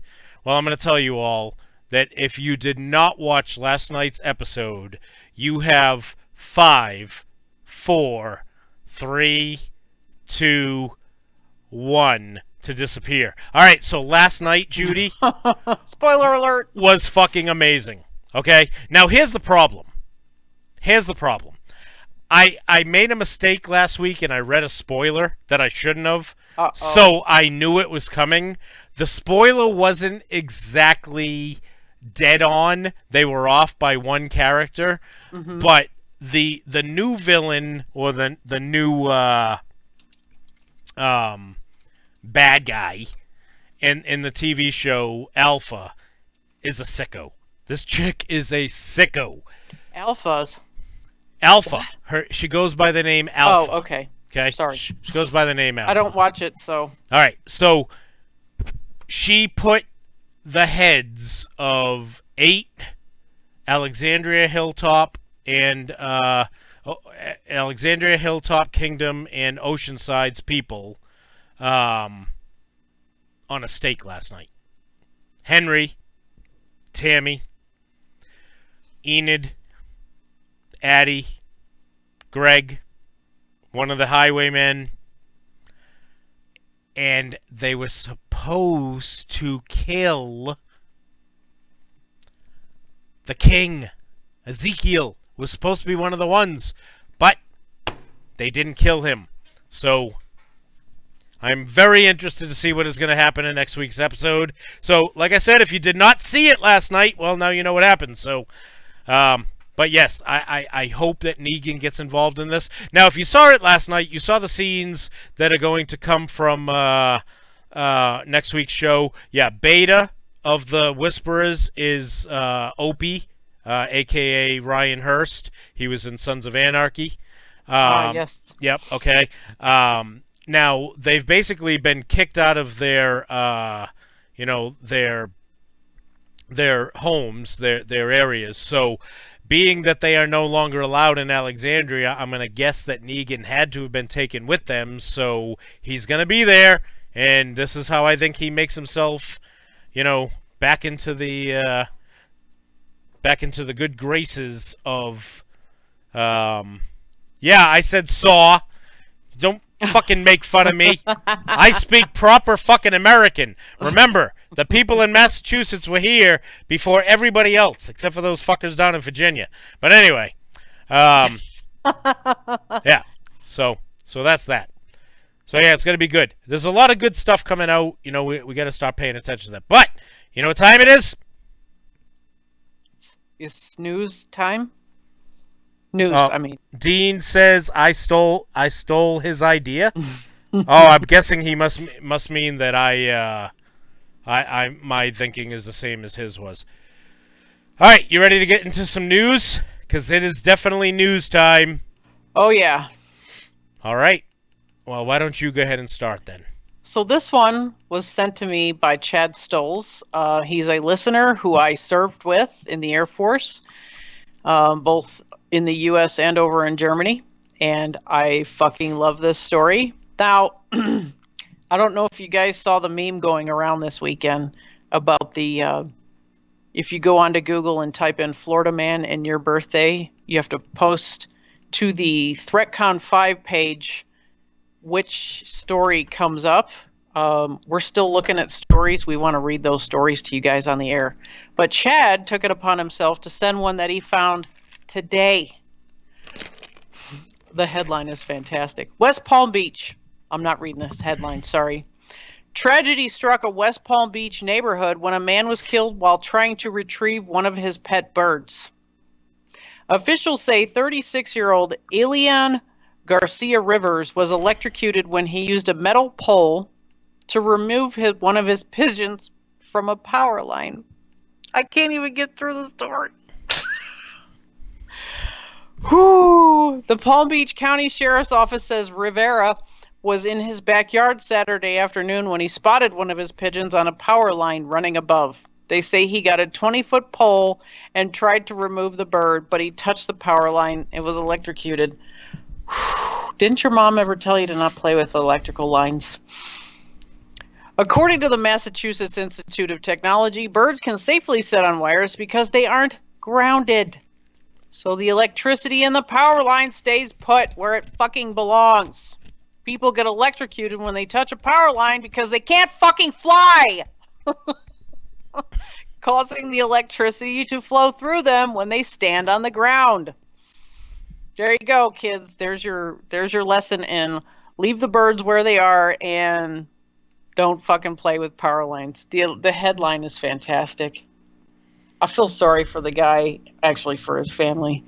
Florida man electrocuted trying to remove pet bird from power line. That's great. Now I was gonna go. I'm going to hell for that. I was gonna go right to Terrell Gould's story, but before I do, I'm gonna stay in Florida. Okay. Yeah. This was the first story I found this week, and it caught my attention because I didn't realize that's what they called it. So let's just hear that this happened in Dunedin, Florida, where a Florida woman. I know how to pronounce it, but I've had too much liquor. A Florida woman reportedly masturbated while being transported to the Pinellas County Jail after trying to shoplift from a beauty supply store. 45-year-old Tammy Lynn Bonefield allegedly tried to steal two items under $10 from Silky Beauty Supply. All right. Before I even go any further with this story, Silky's Beauty Supply. Yes, I did, but aren't those shorts worn by Army people? No, Marines. But anyway, whatever. She tried to steal two items that both together were under $10. Why didn't they just take the the items from her and tell her she was no longer allowed in the store and get her and spank her and send her on her way? An employee confronted the Florida woman and got punched in the head. Okay, now this could be this is the reason why she got arrested. Bonefield then kicked another victim. In the police van, on the way to jail, she engaged in a sexual conversation with a 16-year-old boy who was also on his way to jail. Ick. She then exposed her breasts, pulled off her pants. While looking at the young arrestee, she masturbated and continued making sexual comments. Wait a minute, I think I saw this on Pornhub. Which isn't mentioned in the story. which is not mentioned in the story, but it was the best day of this kid's life. Yeah, absolutely. Bonefield is now facing charges for lewd and lascivious exhibition, resisting a merchant, battery and petty theft, and her bond remains at $11,300. Back in February, someone called the cops about her and a man walking through people's backyards when she told the cops her name was Black Sheep Squarepants. Sure. Which got her arrested and charged with providing false name and identity to law enforcement. Now, why did this story stick out to me? Because of the square pants? No, Judy. The headline. Florida woman jills off en route to jail. Oh, I saw that this week and I totally missed it. Is that what they call it when a woman jerks off? She's jilling? She's jilling off? I've never called it that. I've called it double clicking the mouse, but I've never fucking spinning the hits of the 80s, 90s in today. I'm dying. Bob Jordan says, this is why I quit going to confession as a child. Oh, there it is. You might as well just keep drinking because it's not going to stop. Oh, my God. My name is Black Sheep Squarepants. I might need to get my inhaler for this one. Oh, my God. We're done with the show tonight. You can't fucking follow that. How do you follow that shit? Oh, boy. Oh, because I get some good ones coming, too. Okay. Oh, I get some good ones coming. So, this one isn't nearly as funny, but I'll try. A man described as a foreign national was arrested Tuesday for trying to enter Fort Bragg with sketchy identification. Nuran Ahmad Sheba Soidan couldn't provide good reason for why he should be allowed to enter Fort Bragg, except that he needed to take a tour of the Special Operations Facility to identify if it was worth his time. Oh, yeah. Worth his time what? Crashing a plane into it? Blowing it up with a pipe bomb that looks like a caulking gun? According to an affidavit written by an investigator with Fort Bragg's Military Police Investigations and Provost Marshal Office obtained by the Fayetteville Observer, the incident raised enough suspicion to cause Fort Bragg's All-American Gate to close for several hours Tuesday, while Soidan was detained for questioning, the Observer reported. According to the affidavit, Soidan pulled up to Fort Bragg at about 10:30 a.m., apparently acting like he owned the fucking place, Tuesday, asking to be admitted to the facility. When asked for identification, he refused to comply and insisted that he should be allowed onto the base. He should have said his name was Black Sheep Squarepants. I agree. Or General something, anything. General Squarepants. General Squarepants, there we go. Soidan was eventually asked to go sort his request out at Fort Bragg's Visitor Center. While there, he gave authorities multiple forms of expired identification, because that's not a red flag at all, including his vehicle registration, a Jordanian passport, and a Texas driver's license. Oh, Jesus. All expired. Gee, I wonder if he could be one of those illegals that we've all been talking about for months. According to the investigator's report, Soidan began to grow upset after being told he did not have permission to enter Fort Bragg and base's Special Operations Facility. He was detained, and the investigator wrote that he resisted being handcuffed. Oh, well, yeah. You know, I know people complain about the police abusing their authority and their power and their abilities. I would love to have seen what they did to him on an army base. They don't wear body cams for a reason. The report also indicated that Soidan seemed distressed about the time, saying at one point that at noon, we will be happy. At noon, the weather will change. Well, isn't that pretty much standard procedure for that area anyways? It changes like every 10 to 15 minutes. His car was inspected by a law enforcement dog who the affidavit said exhibited a change in behavior that might mean the car contained explosive material. A subsequent search of the car confirmed that he was not driving with any explosives, But if the dog acted funny, there's probably a chance that he had something in there at some point. Yeah.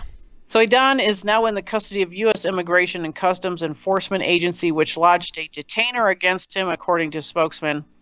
And in another news story, he is being consistently ass raped on a regular basis.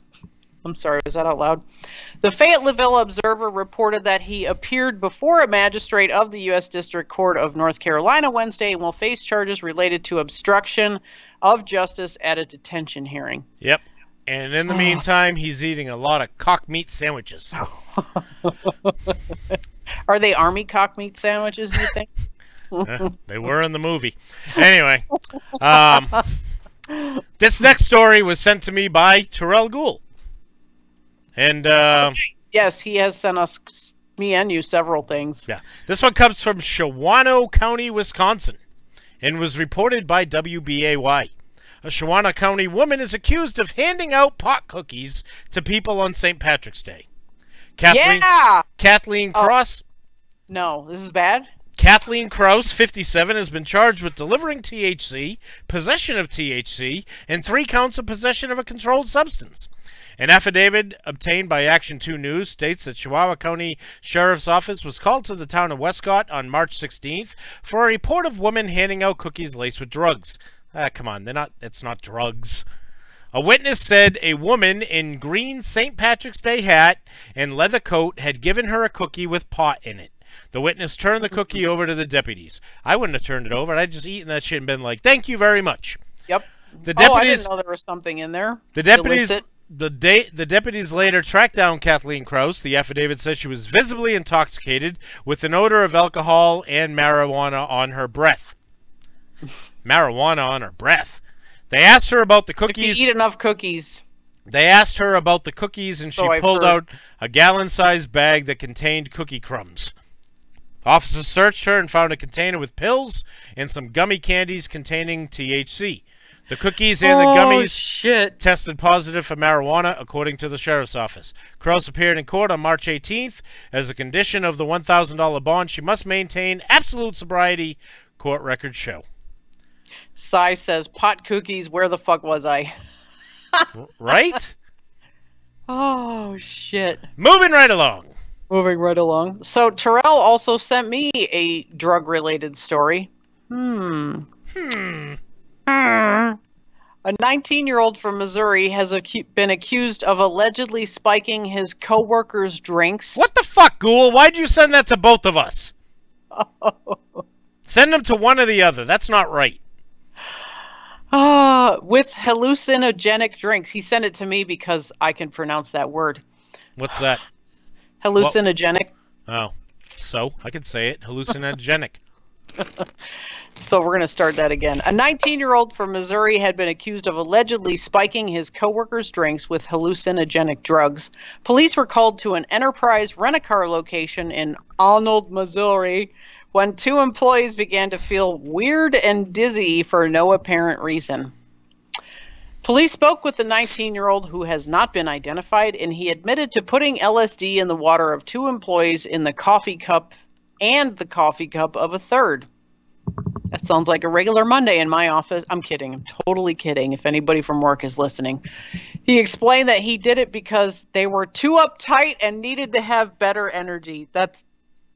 What other reason can you give? I mean, seriously, can anybody come up with anything better? No. The manager told police that she noticed the employee acting strange and messing around with her drink and a dropper, so she decided not to drink from her water bottle. The drugged employees were taken to the hospital, where they were held until the effects of the LSD wore off. Officials took samples of the water and coffee and have sent it to the lab for testing.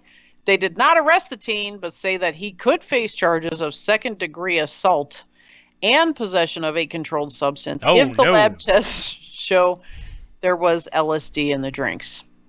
That sounds like a good time at the office, doesn't it? Hey, fuck it. Kendra says, everybody be tripping. All right. You know, I've said this before, and I'm going to say it again. One act of crime against people in this country equals the reason why we need to have it stronger at the border. Right? Yes. Well, authorities have arrested yet another Mexican national that is illegally in this country for another heinous crime. U.S. Border Patrol agents observed a man, oh, by the way, this was sent to me by John Widoff, observed a man who appeared to be having sex with a cow near Hidalgo County line. The Starr County Sheriff's Office revealed. The story was first reported by the local newspaper, El Tejano, noting when deputies arrived at the scene, Border Patrol agents provided additional information and the location where the suspect was reportedly seen with the cow. Now, I'm going to guess that he must have, like, wooed the cow first, you know, took it for a walk, you know, gave it flowers, you know, gave it something to eat, and in turn felt as though all his charm has led to him allowed to have sex. At the scene, deputies interviewed 28-year-old Jose Nino, a Mexican national who was in the country illegally. Sheriff's deputies arrested Nino and took him to the Starr County Jail. Nino went before Starr County Justice in the peace, Romero Guillon, who formally charged him with 1 count of bestiality, a state jail felony, and 1 set of bond at $1,500 personal reconnaissance. Deputies then turned Nino over to the U.S. Border Patrol. Is he ever really going to pay that? Really? I mean, really? Really? The guy fucked a cow. Sir, do you think you could step away from the cow? Can you imagine that? No. I Stop can't. fucking that cow, please. I can't even. Are we moving right along? Yeah, move, please. Please. This one, actually a couple people posted it, and I'm surprised it didn't go further. A Texas lawmaker has proposed a bill that would fine a man $100 each time he masturbates. Yeah, good luck trying to count. Now, I understand her Listen, reasoning. Do not turn over your guns and do not give up your fucking fapping records. It's Texas. They're not giving up either one of them. They have stuff on Pornhub, I'm sure, with guns and fapping. The bill also imposes a 24-hour waiting period if a guy wants a colonoscopy or a vasectomy, or if he's in the market for some Viagra. What? What? Representative Jessica Farrar, a Democrat, knows her bill isn't going to get very far. Then But- why waste people's fucking time? Hold on. She actually has a good point. She proposed it last week to make a point and give male lawmakers a taste of their own medicine. Farrar has long been an advocate of women's health in a state that has made it extremely difficult for women to get abortions. And the bill, by pointing out a sexist double standard, is meant to shine a light on the obstacles women deal with when it comes to their health care. Let's look at what Texas has done to women. Hold on. Whoa. We're not going on the abortion debate, Bulldog. No, we're not. We're not going to go on the debate. Whoa. It's not going to be a fucking debate. Okay? Okay. She's seriously comparing pleasing and pleasuring yourself to killing a baby? Yeah, it's totally the same. Okay. Her point was that how ridiculous this was. Yes, it's ridiculous. But even the name is a jab. Farrar's bill would penalize men for masturbation because such behavior is a failure to preserve the sanctity of life and an act against an unborn child. See, you giggled. Even the bill's name, A Man's Right to Know Act, is a jab at a pamphlet Texas doctors are required to give women seeking abortions. The pamphlet, A Woman's Right to Know, has long been criticized for being inaccurate, ideologically influenced by religion, and designed to discourage women from getting abortions.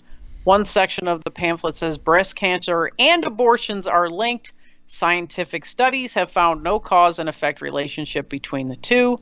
She says, we have real lives to deal with, who pointed out that Texas has the highest maternal mortality rate in the developed world. And she's right. The rate of women who died from pregnancy-related complications doubled from 2010 to 2014.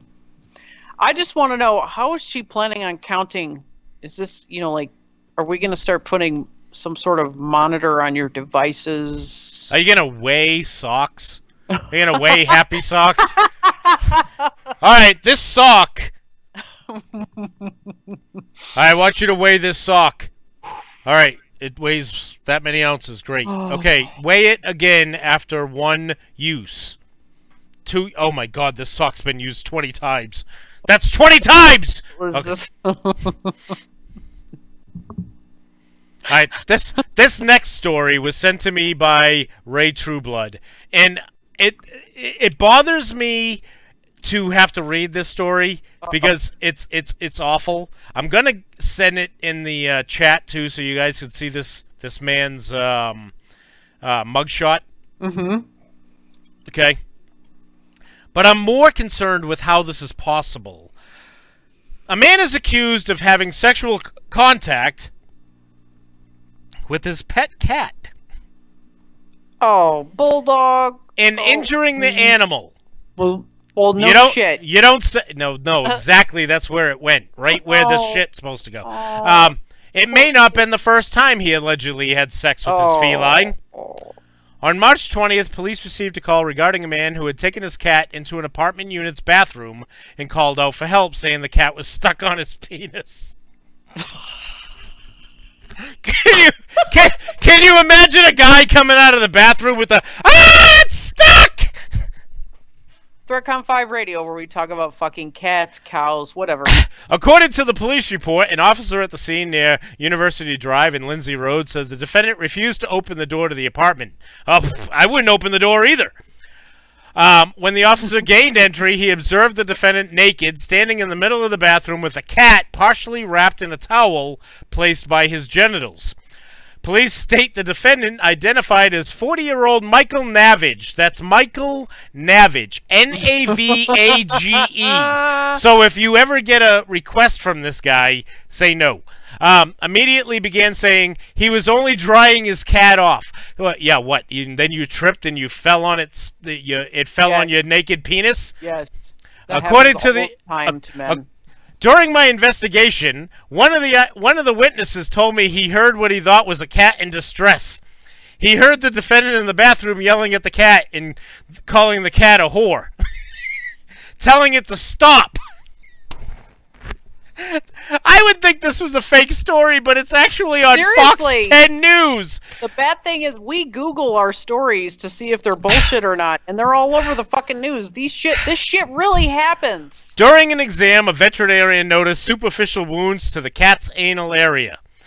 X-rays indicated the feline had suffered previous rib and pelvic injuries, which had consisted with a larger object being inserted. Navage told the investigated officer that he had the cat since it was a kitten, and he loves his cat. I love my cat. I love my cat in ways that nobody else loves their cat. Methamphetamine was found in the apartment. No. Really? Methamphetamine was found in the apartment. Shocker. Wow. I can't even. Along with bags containing IDs, credit cards, and a checkbook with other people's names on them. Great. And a $100 bill that seemed to be fake. That's a methed up story. That's totally methed up. You know what? He ain't ever getting that cat back. Poor kitty. Yep, that's sad. Oh, Terrell Gould says he's probably sending a friend request to Tuffy, the fucking creeper.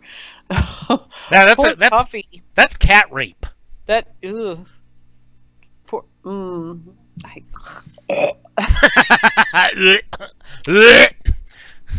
I'm totally fucking shocked that there was meth at the scene. I know, me too. That never happens in any of our stories. Can't believe it. Can't believe it. Moving right along. So this one was sent to me by one of our longtime friends of the show, Stephanie Ellis. And this hails from our favorite state, Florida, Pinellas County. A Florida man claimed ignorance when jail officials found syringes Hold on. Dwayne Wireman said, I've never got high and decided that I wanted to fuck my cat. So I think I'm with him on this one. There is no amount of drugs out there that makes you want to do this. So the fact that they found meth in the apartment has nothing to do with this, sicko.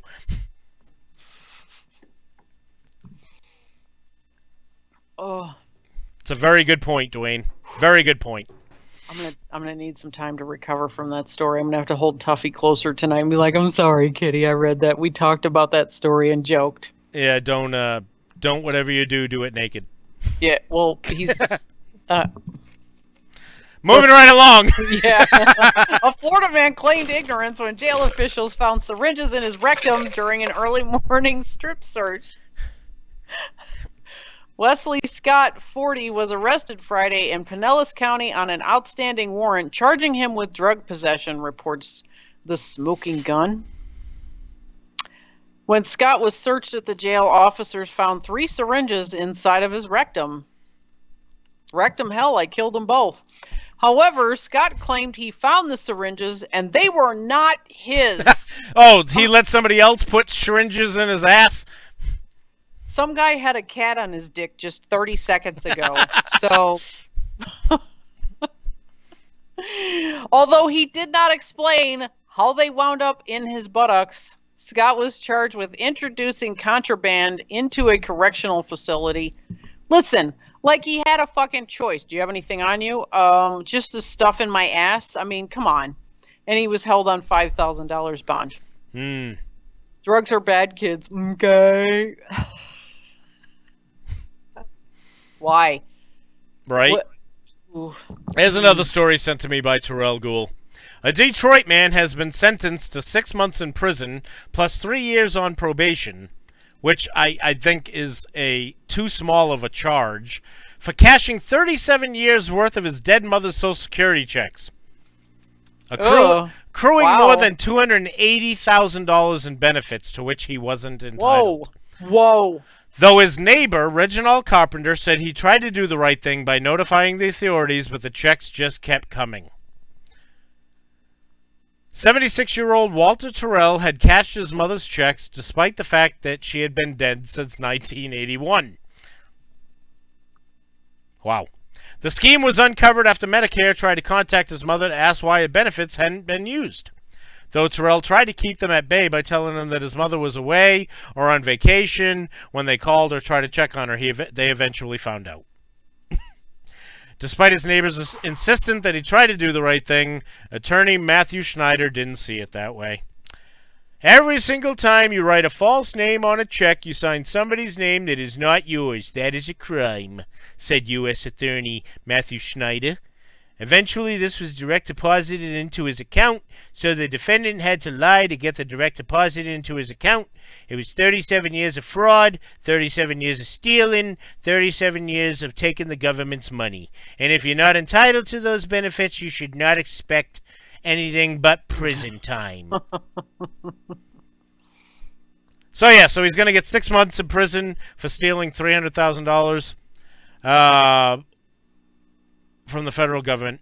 We're no lawyers, but we'd venture to guess that maybe half of that will be good behavior, which begs the question, would you spend a month in jail for $100,000? I would. Yeah, why not? Yeah. 100,000? Yeah, so. Do you have any idea what I could do with that money? I could get a Pornhub Prime membership. Dan Brownell said, I hate it when I cash dead people's checks. All right, so 1981. Cashed the checks for 37 years. He's 76. All right, so she died relatively young then. Whatever. All right, moving right along. So, a judge suggested a Kahului man refrain from drinking Pepsi after he told police he was going to the store to buy soda when he was caught driving a stolen car. Well, it seems like a perfectly legitimate reason to steal cars. I mean, we've had plenty of other legit reasons on this show. Second Circuit Judge Rhonda Liu made the suggestion Friday while sentencing Christopher Montiliano Jr., 21. He pleaded no contest to unauthorized control of a propelled vehicle and driving without a license when he was arrested at 11:30 p.m. for stealing a 1990 Honda Accord from Uptown Texaco in Wailuku. Montiliano told various fibs and various lies, Judge Liu said. She noted that Montiliano told police his cousin had allowed him to drive the car and that he was going to Foodland Kailani to buy soda, even though the Texaco sold soft drinks. You didn't want to admit that you actually stole the vehicle, the judge told Montiliano. Is it because the soda made you do it? She asked. I've heard a lot of people addicted to meth. I've heard a lot of people addicted to alcohol. This is the first time I've ever heard of a Coca-Cola addiction. I'm sure the soda didn't make you steal the vehicle. A plea agreement between the defense and prosecution recommended probation and no additional jail for Montiliano. He spent 7 days in custody after the arrest, but he didn't show up for his original sentencing date, and he was arrested and spent another 3 months in jail before being sentenced. Maybe because he didn't have a car to get there. Well, it happens. All right, so this next story was sent to me by Dean Cerny. It happens in Austintown, Ohio, where police in Austintown have released video of the moment officers had to tase a robbery suspect at Walmart along Mahoney Avenue. In the video, you see, I am not making this up, Jawad Pussy getting violent with employees. Police said he tried to make a return without a receipt on Wednesday morning. At one point, he kicks carts. A short time later, the police used a taser to get him under control. Pussy never got away with any money from Walmart. Police say Pussy is connected to the robbery of the McDonald's in Austintown on Tuesday morning. Investigators said he pulled the gun out on an employee and made off with $70. Yep. Jawad Pussy.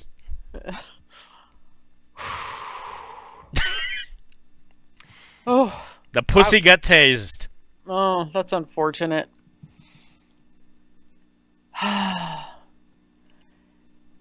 If you show up for the train on Monday at New Jersey Transit's Hamilton Station and the station doors are locked, the railroad has a message for you. Don't blame us, blame Dunkin' Donuts. Oh, shit. Some riders in Mercer County found out the hard way Thursday when commuters found out the reason the station's doors are not reliably opening on time is because New Jersey Transit has left that important task to the donut workers. Riders took out their frustrations on Twitter, and New Jersey Transit shockingly admitted their strange arrangement in reply. So someone complained on Twitter, and NJ Transit responded, "Hi, Steve. Like previously stated, Dunkin' Donuts is responsible for opening the doors in the morning at Hamilton Station. NJT has spoken to the vendor multiple times. If you would like to file a formal complaint, use the link below." This did little to ease the minds of confounded commuters, wondering how the state's major railroad could leave their station's operating hours in the hands of a fast food chain. Hey, don't you bash Dunkin' Donuts, people. They're not fast food. They're delicious. Absolutely. Better than Starbucks. Amen, sister. I mean, brother. Why is a donut shop in charge of opening a train station? One writer asked, I don't know. Why is Florida in the news all the time? Another said it shows NJ Transit's lack of empathy and concern for anyone. NJ Transit responded by tweeting that Dunkin' Donuts agreed to open the station as part of their contract and that they would speak to the vendor. It is not clear if any other NJ Transit facilities have a similar agreement that is equally ridiculous with their local donut shops. I don't know. I give them a pass. I don't know. Time to make the donuts. The slogan has never been time to open the train station doors. It's always been time to make the donuts. Right. All right, so this next story, I am putting the link right here in the chat for you because you guys have got to look at this picture. This story comes to us from a Chicago area. A Chicago area woman was arrested and charged with DUI after an officer spotted her driving with a large tree stuck in the grill of her car. Is that a problem? Yeah, when you look at the picture, it is. Holy shit! I love that! 54-year-old Marianne Christie was pulled over on January 23rd, 2016, when a police officer noticed something peculiar sticking out of the front of her car. A 15-foot tall tree. When the police received the call regarding a sedan with a tree in the grill, they must have been head-scratching moment. When the officers approached her on Central Ave, his eyes must have popped out. If you can watch the video of the dash cam on the squad car, it's quite funny. Roselle Deputy Chief Roman T'Challa said, T'Challa? What? Isn't that the Black Panther? Oh, anyway. I've been in law enforcement for 28 years, and I've never seen anything like it. Christie was released on bond pending her next court appearance, but her troubles don't end there. The site of the original crash was located, and she has now been charged with failure to report property damage and damage to public property. The only question remaining is whether or not anyone got to keep the firewood. You said wood. I said wood. We got time for 2 more. Let's do them. I'm out, actually. Oh, all right. Well, the last story, I'm going to post the picture. I'm going to post this story afterwards because you got to look at these 2 people's fucking jail photos. They're fucking hilarious. Oh, yes. Bell County, Texas. More than Fort Hood. More than $75,000 worth of methamphetamine was seized in a Central Texas raid. The Bell County Sheriff's Department served a search warrant on Thursday. According to KXXV, deputies found more than 3 pounds of crystal meth, a large amount of money, and several firearms. Thomas Dowling III, 40, and Monica Brackett, 33, were arrested. They're now facing federal charges. Look at this woman's fucking mugshot. Were either one of them active duty Army? I don't know, but you got to look at this woman's foot. No, there's no way there's no way this woman served in the military. Not with this bad eyesight. Because Bell County is where Fort Hood is. No, it's you got to look at that fucking mugshot. Oh, I'm totally going there right now. Right meow. Oh, that's fantastic. How many teeth is she missing? Oh my god. Whoa. Kitty! Come say hi again? All right, so this is about the end of the show. You got any closing statements you want to make? I do. You know, I mentioned it, I think, last week and the week before. You guys have been doing a great job reaching out to people and being proactive when you see people that are down, you know, and people change the way they post on Facebook when their lives are changing and their emotions are brewing, especially not in a good way. But if you see someone on Facebook who looks like they're struggling, don't wait for them to reach out to you, because you know what? People who are suicidal want to wallow in their misery by themselves. So if someone's struggling, reach out to them, send them a private message. You know, if you have their phone number, send them a text or call them and just say, hey, your Facebook post kind of concerned me. What the fuck's going on? Or, you know, give them a damn it Carl joke or something like that, you know. But reach out to each other, and you guys have been doing a great job with that. Absolutely. Is that all you got? Love you guys. All right. Well, this has been another episode of Threatcon 5 Radio here on Facebook and YouTube. I am Bulldog. That is Black Sheep SquarePants. This has been another great and wonderful Taco Tuesday evening. We'll see you all next week. Love you all. Smooches. This concludes our broadcast day.